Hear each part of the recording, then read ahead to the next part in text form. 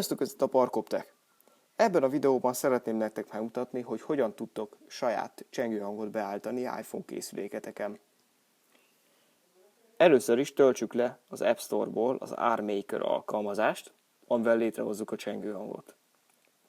Válasszuk ki a zeneszámot, amit be szeretnénk állítani csengőhangnak. Mindenfélét meg tudunk itt adni, hogy honnan kezdődjön, hány másodpercig tartson. Rendben, lementjük, és a mobilos részével már meg is vagyunk. Először is csatlakoztassuk iPhone készülékünket a számítógépünkhöz. Ha ez megtörtént, nyissuk meg az iTunes-t,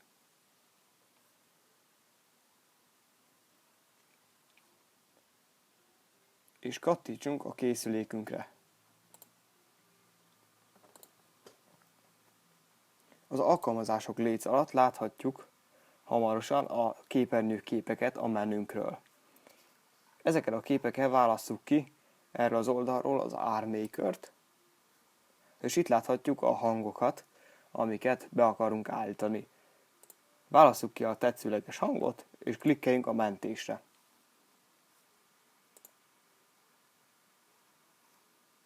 Lépjünk vissza a zenefőre, és másoljuk be a könyvtárba a kívánt hangot.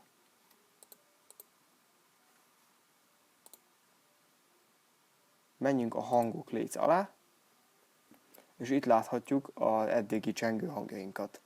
Válasszuk ki a tetszőlegeset, és szinkronizáljuk a telefonnal. Ha már egyszerre több csengő hang is van itt, mint például nekem, akkor hogyha csak az egyiket szinkronizáljuk, akkor a rajta lévő előző az törlődik, és újra csak a szinkronizált egy lesz. Ezért minden alkalommal, hogyha már egy van rajta, akkor azt is újra kell szinkronizálni.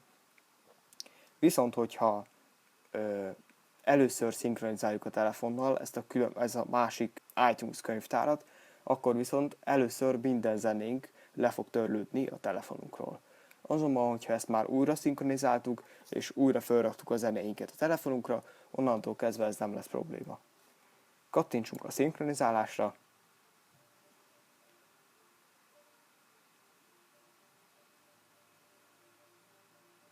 és meg is van. Most, hogy meg vagyunk a szinkronizálással, menjünk a beállításokba, a hangbeállításokba, és ott láthatjuk a csengőhangaink közül a beállított saját csengőhangunkat.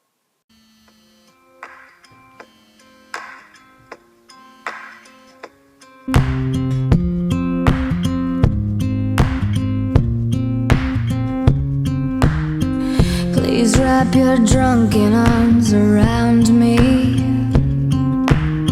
and I'll let you call me yours tonight.